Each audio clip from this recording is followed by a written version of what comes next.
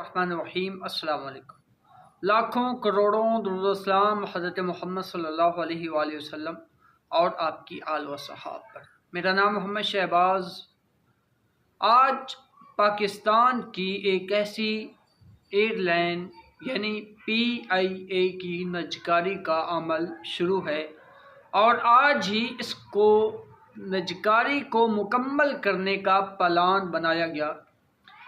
اس کی نجکاری کی بیسک وجہ یہ ہے کہ IMF جو کہ پاکستان کو قرضہ دیتا ہے، اس نے پاکستان کی حکومت سے کہا ہے کہ آپ کے وہ ادارے جو آپ کا سب سے زیادہ خرچہ کرواتے ہیں ان کو آپ پرائیویٹ کر دیں۔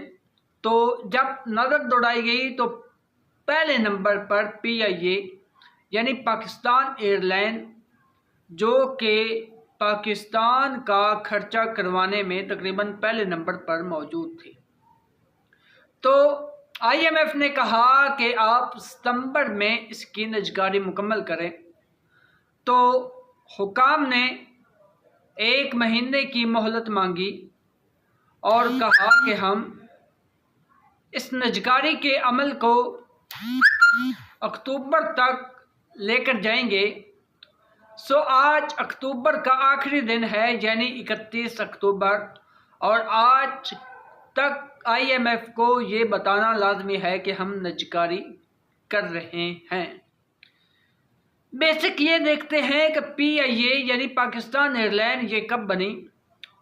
قائد اعظم محمد علی جناح کی بہت بڑی خواہش پر پاکستان کے بڑے بڑے جو سرمایہ دار تھے انہوں نے اس میں بھرپور طور پر شرکت کی۔ گل احمد اور داؤد گروپ جو کہ اس وقت کے بہت بڑے اور مشہور گروپ تھے، انہوں نے اس میں انویسٹ کیا اور پراپر طور پر 1955 کو PIA کی پہلی پرواز لینڈ ہوتی ہے اور وہ دوحہ سے ہوتی ہوئی لندن، مصر جو کہ اس وقت کے مشہور و معروف راستے ہوا کرتے تھے ان سے گزر کر پاکستان کے اندر لینڈ کرتی ہے۔ اس وقت پاکستان کو ایک بہت بڑا اعزاز ملا، اور PIA کا جو سب سے بڑا اور سب سے پہلا جو بڑا نقصان تھا وہ تھا PIA کا ایک طیارہ کریش کرتا ہے۔ وہ سن ہوتا ہے 1965۔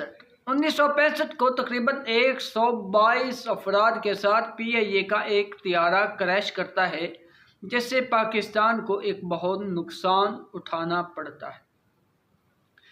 وقت گزرتا جاتا ہے، PIA کی اتنی کامیابی کو دیکھ کر بڑے بڑے ممالک نے PIA سے معاونت حاصل کی، جو کہ آج اپنے آپ کے تحت بہت بڑے ممالک ہیں جیسا کہ ملیشیا وغیرہ۔ انہوں نے پاکستان سے مدد مانگی کہ جیسے آپ نے PIA کو کھڑا کیا ہے ویسے ہمیں بھی، ہمارے ملک میں بھی ہمیں بھی پرواز والی ایک ایجنسی بنا کر دیں۔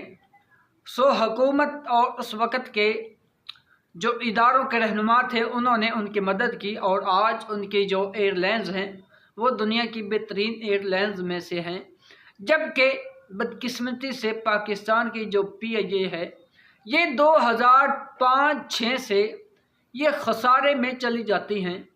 اس کی بہت سی وجوہات ہیں جو کہ بتانا قبل از وقت ہے۔ 2006 سے لے کر اب تک تقریباً PIA پر 88 ارب روپے کا خسارہ ہے جو کہ یہ برداشت کر رہی ہے، اور آج جو نجکاری ہو رہی ہے اس میں کم از کم حکومت کی طرف سے جو بولی دی گئی تھی وہ بھی تقریباً اتنی تھی کہ کم از کم PIA کا جو خسارہ ہے وہ پورا کیا جا سکے، لیکن اس میں بیشک 6 کمپنیز تھی، انہوں نے اس نجکاری کا حصہ لینے کا اعلان کیا، لیکن آہستہ آہستہ انہوں نے اپنے اعلانات واپس کیے، اور اب فی الحال ایک ہی کمپنی ہے، ایک ہی شخص ہے جو کہ PIA کی نجکاری کا حصہ بنا، اور اس نے بولی لگائی صرف اور صرف 10 अरब रुपए, जो कि पाकिस्तान की PIA पर जितना कर्ज था उससे तकरीबन 8 गुना भी कम। वो जो ब्लू वर्ल्ड सिटी है, इसके ऑनर जिसने PIA की नजकारी में हिस्सा लिया, उन्होंने ये कहा कि हम जो PIA के तकरीबन 7200 मुलाजमीन हैं उनको नहीं निकालेंगे, जैसा ये चल रही है वैसे ही हम चलाएंगे। जैसा एक वक्त हुआ करता था कि PIA के तकरीबन 60 से ज़्यादा त्यारे थे जो एक वक्त में हवाओं की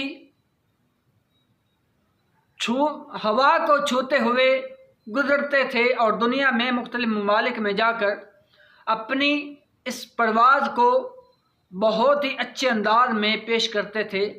लेकिन अब उससे आधे रह चुके हैं, सिर्फ और सिर्फ 30। इसकी वजह क्या है कि PIA को मुसलसल खसारा उठाना पड़ रहा है, जिसकी वजह से हुकूमत ने और इदारों ने ये फ़ैसला किया कि हम ऐसी चीज़ को क्यों चलाएं जो कि एक खसारे में जाए।